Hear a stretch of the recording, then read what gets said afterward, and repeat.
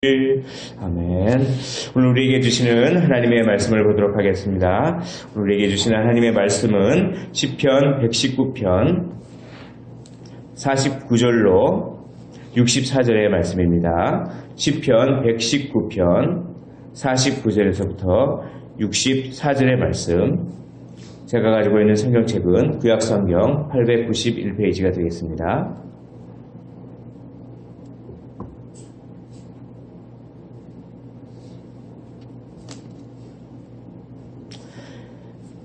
우리 한 절씩 교독을 하시고 마지막 절은 함께 읽도록 하겠습니다. 주의 종에게 하신 말씀을 기억하소서. 주께서 내게 소망을 가지게 하셨나이다.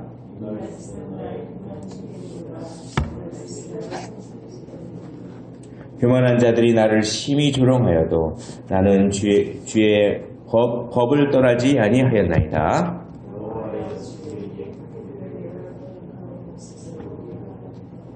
주의 율법을 버린 악인들로 말미암아 내가 맹렬한 분노에 사로잡혔나이다.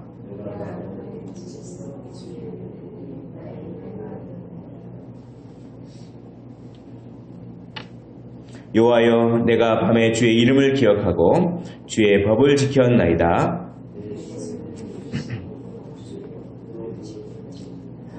여호와는 나의 분기시니 나는 주의 말씀을 지키리라 하였나이다.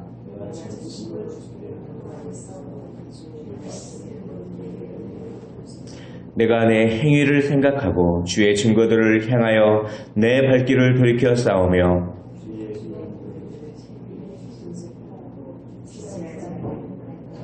악인들의 줄이 내게 두루 얽혔을지라도 나는 주의 법을 잊지 아니하였나이다.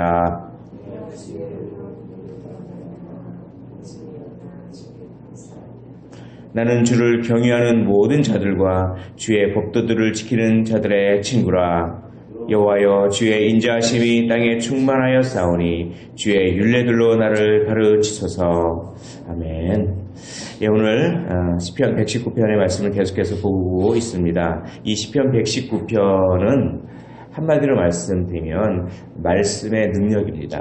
말씀의 능력이 어떻게 우리의 삶을 변화시키고 말씀의 능력이 어떻게 우리의 삶을 인도하시는지 그것을 이 시인이 어떤 피상적으로 아는 것이 아니라 특별히 고난 가운데서 그것을 말씀의 능력을 체험하고 고난 가운데서 이 말씀 때문에 이 고난을 견뎌내는 자기의 삶을 이 시편 119편에 다 녹여서 이렇게 우리에게 말씀해 주시는 것이기 때문에 상당히 어떤 경험적인 그런 언어로 이게 구성이 되어 있습니다. 특별히 말씀의 여러 가지 측면들이 이렇게 길게 나오는데 오늘은 그 말씀의 능력 중에서 이 말씀이 우리의 소망이 된다. 말씀이 우리의 위로가 된다라고 하는 그런 차원에서 시인이 그런 부분들을 이렇게 자신의 경험을 이제 그런 어떤 것에 초점을 둬서 이렇게 말씀하고 있는 그런 단락입니다. 말씀이 우리의 위로가 되고 말씀이 우리의 소망이 되는 줄 믿습니다. 그것은 바로 무엇이냐면 고난 가운데는 반드시 우리의 마음이 얼어붙게 돼 있고 고난 가운데는 반드시 우리의 마음이 위축되게 돼 있고 절망하게 돼 있고 그렇다는 것입니다.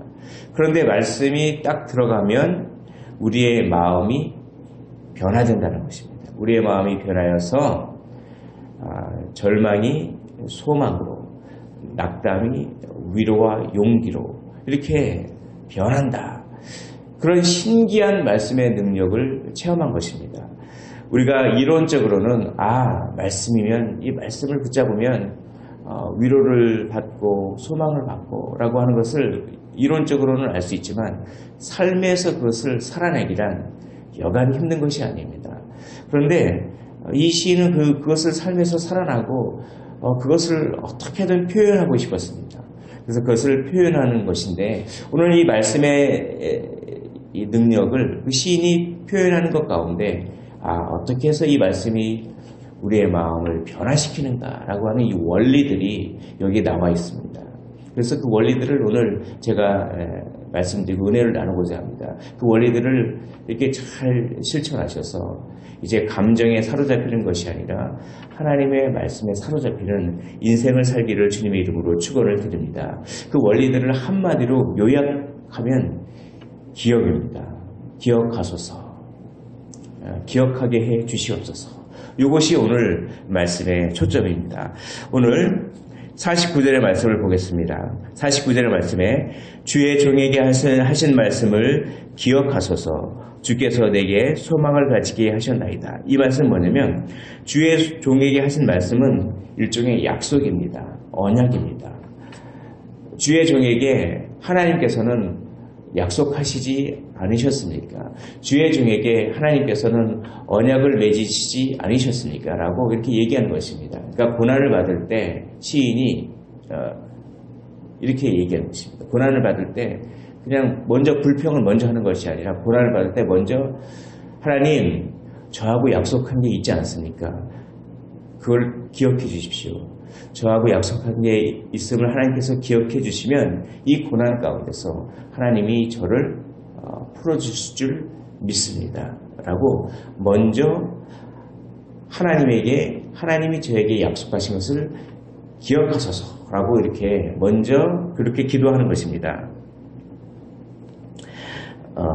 그런 다음에 나도 하나님의 말씀을 계속 기억하겠습니다. 라고 이렇게 얘기한 것입니다. 그래서 52절에 보십시오.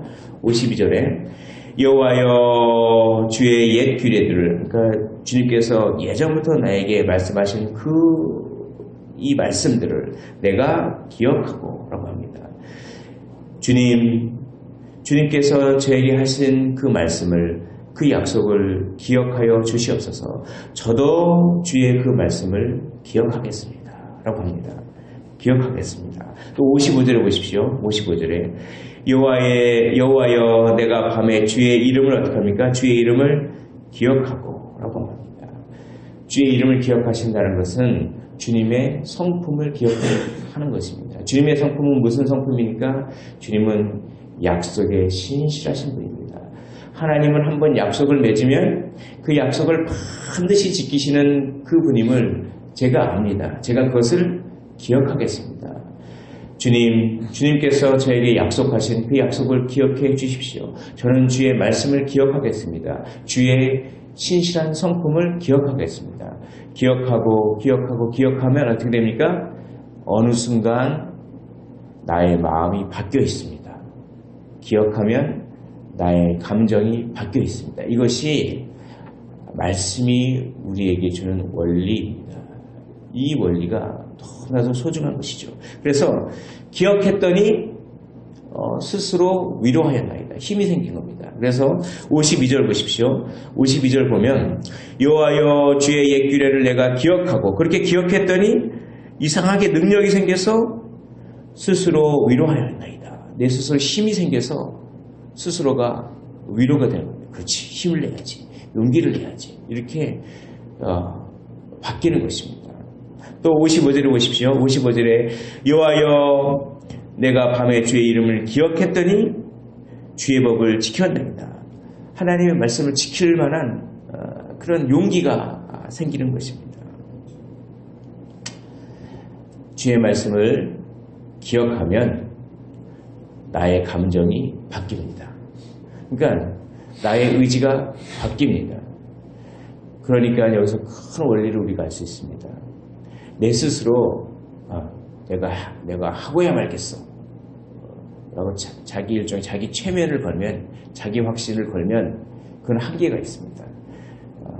보통 심리학에서 말하듯이 나는 할 수 있어, 나는 할 수 있어, 나는 할 수 있어 라고 자기가 스스로에게 최면을 거는 것은, 그거는 순간적으로는 능력을 발휘하지만 그건 한계가 있습니다. 그러나 이 하나님의 말씀은 무엇입니까? 우리의 의지를 개발하고 우리의 의지를 굳게 하고 우리의 감정을 변화시키고 하는 것은 말씀을 붙들고 그 말씀을 기억하는 것입니다. 그러면 말씀 그 자체가 능력이 있어서 말씀이 우리의 마음을 바꾸고 말씀이 우리의 감정을 바꾸며 말씀이 우리의 의지를 굳게 한다. 이것이 성경의 원리입니다.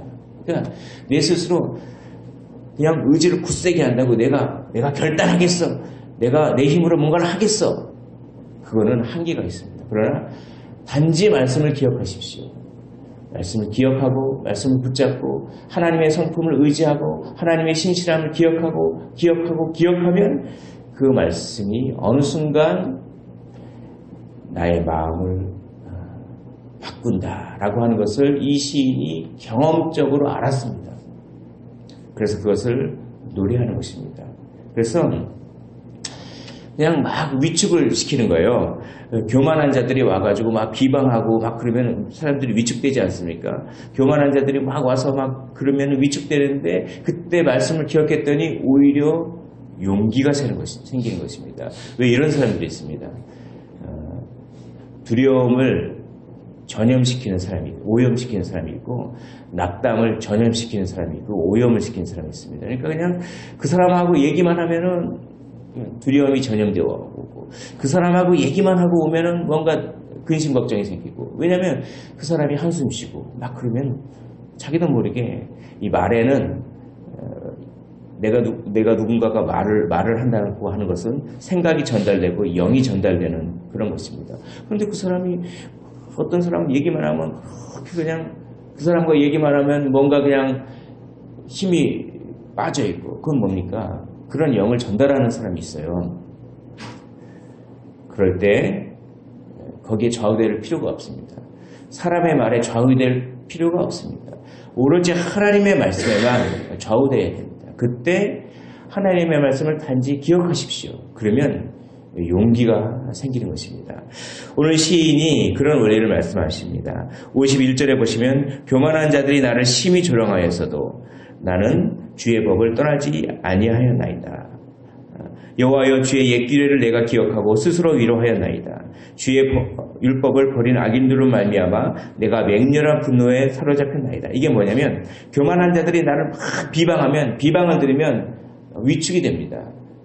그런데 그때 그 위축에 사로잡히는 것이 아니라 그냥 단지 옛 규례를 기억했습니다. 그리고 스스로 그러니까 위로가 돼서 스스로 위로가 됐습니다. 위로했더니 이제는 그 위로를 넘어서 맹렬한 분노, 이건 뭐냐면 나쁜 감정이 아니라 좋은 뜻으로 이렇게 시인이 표현한 것입니다.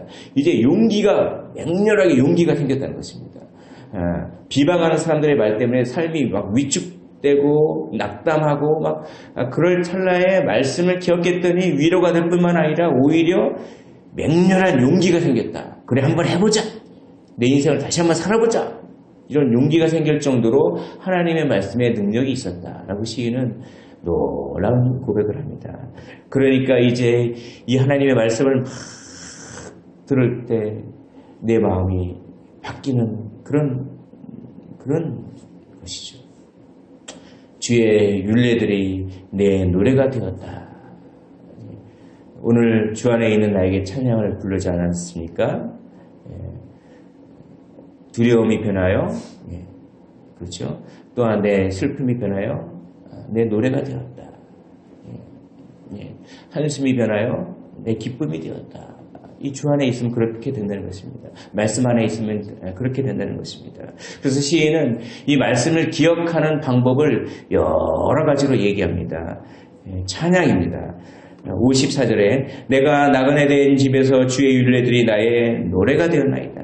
찬양하면 말씀을 가슴 깊게 기억할 수가 있는 것입니다. 또 무엇입니까? 기도하면 그렇게 됩니다. 58절에 내가 전심으로 주께 간구하였사오니 주의 말씀대로 내게 은혜를 베푸소서라고 합니다. 기도하면 말씀이 가슴 깊이 새겨집니다. 또 뭡니까? 회개합니다. 회개하면 그렇게 되는 것입니다. 59절에 내가 내 행위를 생각하고 주의 증거들을 향하여 내 발길을 돌이켜 싸우며 라고 회개하는 것입니다. 또 무엇이 있습니까? 또 감사하는 것입니다. 감사하는 것이요. 62절에 보면 이렇게 되어 있습니다. 내가 주의 의로운 규례대로 말미암아 밤중에 일어나 주께 감사하리다 라고 하는 것입니다. 말씀을 가슴 깊게 기억하는 방법이 무엇입니까? 말씀 생각하시면서 찬양하는 것입니다.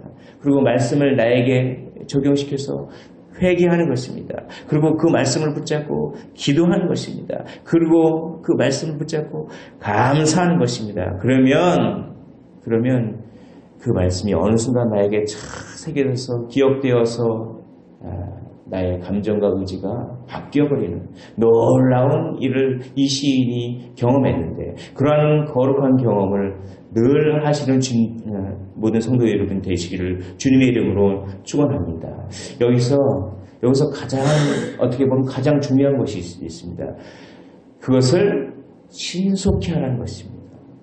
재빨리 기도하십시오. 재빨리 찬양하시고 재빨리 회개하시고 미루지 말고 회개하시고 미루지 말고 감사하시고 미루지 말고 기도하시고 미루지 말고 찬양하면 더 좋습니다. 바로 60절의 말씀입니다. 60절 우리 한 목소리로 60절의 말씀을 읽어보도록 하겠습니다. 60절 시작.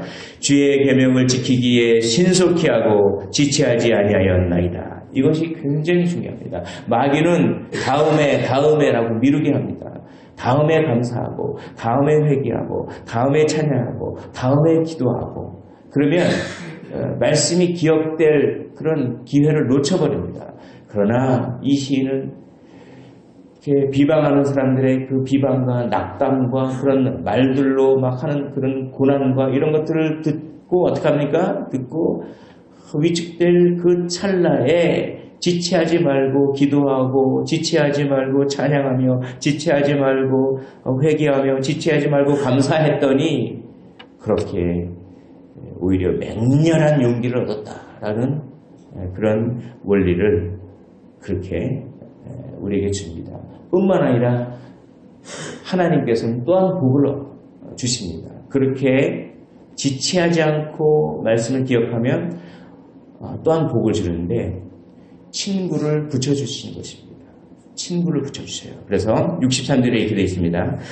나는 주를 경외하는 모든 자들과 주의 법도들을 지키는 자들의 친구라 라고 말합니다. 이제 끼리끼리 모인다고 말씀을 사랑하는 자들을 붙여주셔서 그들과 또 성도의 놀라운 교제를 통하여서 위로받는 소망을 가지는 그런 것까지도, 그런 사람까지도 하나님은 붙여주시는 줄 믿습니다. 오늘 말씀을 정리하겠습니다. 하나님의 말씀이 우리에게 위로요, 우리에게 소망인 줄 믿습니다. 그러나 그것은 지체하지 말고 하나님의 말씀을 기억하는 자들에게만 해당하는 것입니다. 낙담의 상황에, 고난의 상황에 특별히 그렇게 어떤 사람들의 그 말들을 들었을 때 그때 지체하지 마십시오. 지체하지 말고 기억하십시오. 기도하고 회개하고 찬양하며 감사하십시오. 지체하지 말고 그렇게 하십시오.